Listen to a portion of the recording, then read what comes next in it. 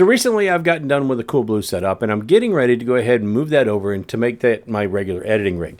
Now, for those of you not familiar or haven't been paying attention to the channel or haven't seen yet, the CoolBlue setup is everything is either Intel, CoolerMaster, DeepCool. I think right down to the only thing not is the cable extensions.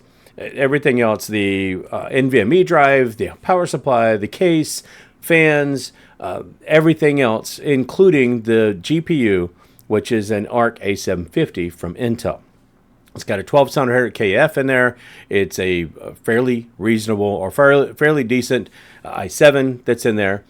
And I wanted to compare that to my current editing rig, which is an AMD 5800X. It's a Ryzen 7, and it's got a RTX 3060 Ti in it. Been very, very good, very serviceable. These two systems, except for that, are pretty identical. Anything having to do with media are pretty identical. Both of them have an Intel NVMe drive. Both of them are, I believe, 3rd gen Intel NVMe. They're 1 terabyte scratch drives I'm working with. Both of them are working off of WD hard drives, 7200 speed. One's a 4, one's a 6 gig. One's a 4 terabyte, one's a 6 terabyte. Both of them are taking their backup files off the server, so it's the same network setting for both of these. The only thing different is actually the platform. Now, because I'm using DaVinci Resolve, I cannot take advantage of the NVENC encoder for the RTX 3060 Ti, which is okay. I've been using just the regular H.264 encoder. I've got a pretty powerful CPU, and it's done great. Upgrading to this Intel 12700K, it should run faster than the 5800X. I'm finding that when I'm playing games and all that stuff, the limiting factor is my graphics card in that system and not the CPU itself. And it seems to run probably just a little bit cooler most of the time than the 5800X does. Now, not really scientific in that. I'm just my observations. My observation for this was going to be to pit the 5800X, run 3 trial runs with it, run 3 trial runs with the Intel 12700K, and just make sure that, just see what I'm getting out of that raw power itself off of both of these CPUs when I'm encoding with a regular H.264. I am uploading these to YouTube, so I could eventually, if I was streaming to YouTube, take advantage of the AV1 encoder. But since I'm creating videos to upload, it doesn't really matter. As long as it's 1080p, 60 frames per second, I'm happy. It takes a normal, probably a 12-minute video, like last week's video, 12 minutes and 5 seconds.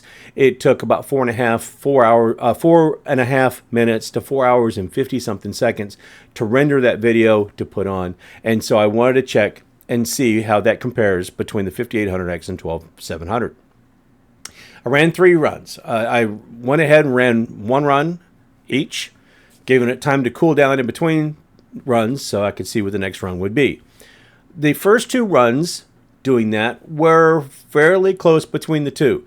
At first I thought, why am I doing this? Because the AMD was actually a little bit quicker than the Intel.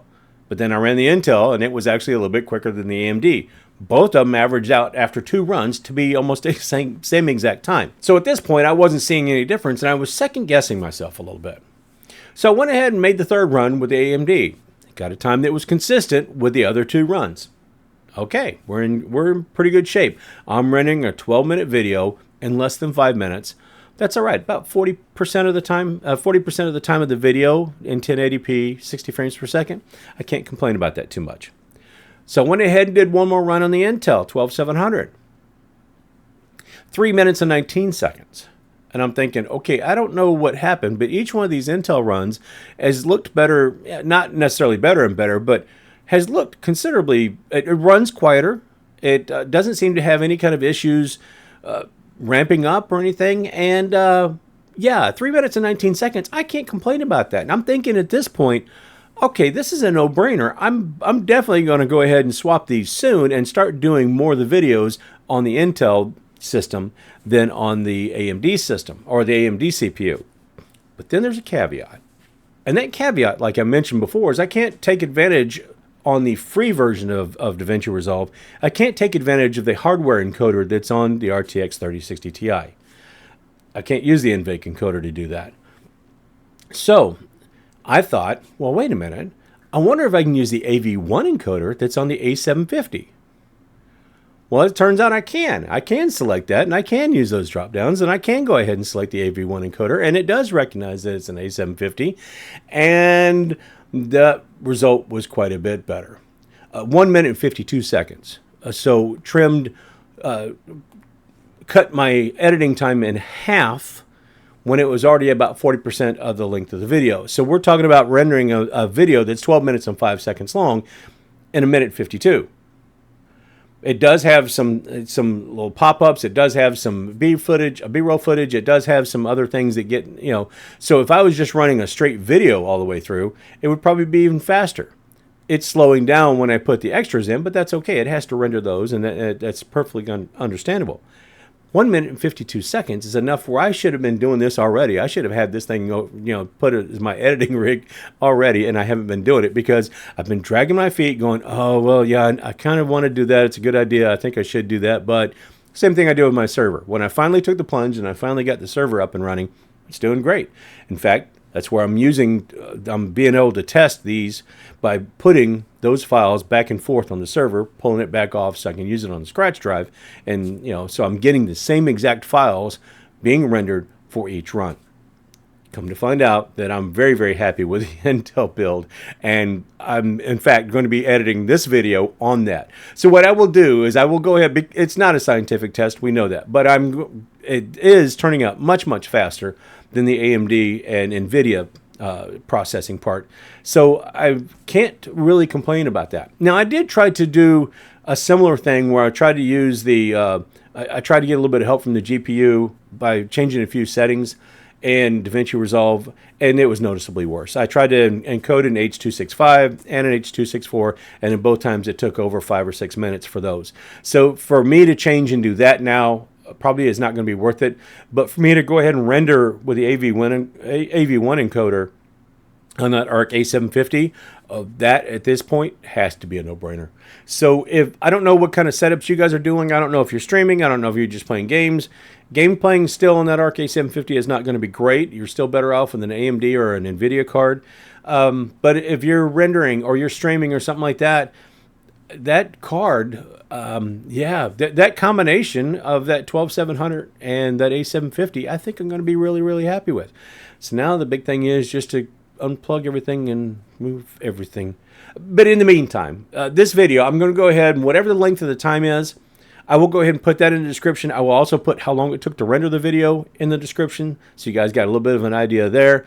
But I'm very happy with the results I found. Even though it's not scientific, I can see a noticeable difference. There is a measurable difference. I can hear that it's quieter trying to run on the Intel build than it is on the AMD and NVIDIA build, and I can see the difference with my own eyes that it takes less time to render. So those two results in themselves they make me very, very happy. I am going to keep this AMD and NVIDIA rig intact, though, because I'm going to use it to play games. I'm going to use it to do testing when new components or whatever come in. I'll use that as my testing rig.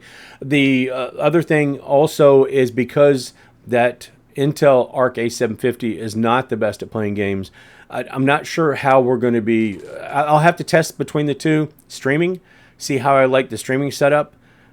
I'm streaming right now on that purple channel, and every time that YouTube kind of hears that, they don't like it. So anyway, I'm streaming on the purple channel a lot more, so we'll see how that works. Now that's not available. That AV1 encoder is not available on that channel. It is on YouTube if I decide to start streaming on YouTube, but right now I'm just posting highlight videos on the second channel, thatpaulguy.tech.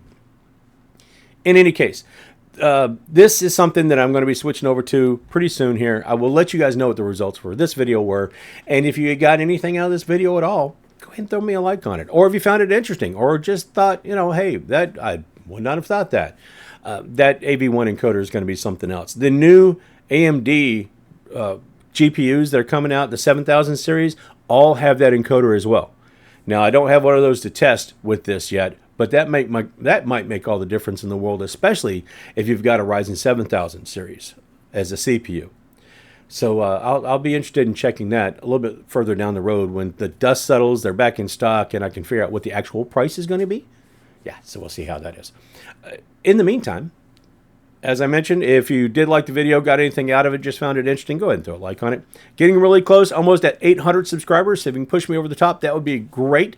On my way to 1,000, getting monetized, that would be wonderful. And if you don't do anything else, like visiting all the rest of the socials and all that stuff that are all going to be linked, I guess it's to the side now instead of down below. But if you don't do any of that, then go ahead and just do me one favor, and that's be good to each other. Smile, wave, hold the door open. You have no idea what a small gesture on your part that doesn't cost you anything might mean to somebody's entire day. So yeah, look for all the stuff that I mentioned over here. Over here. Yeah, we're trying to figure out where to put my fingers now. I guess it's situated over here now. If some systems might still have it down here, but go ahead and look for the times and all that stuff and links to all my socials. But until I get myself into something I got no business getting into, I got other stuff coming. But until I get myself into some of that silly stuff, wow, that's a tongue twister. I can say silly stuff, but I can't say tongue twister? Really? Anyway, I'll see you later.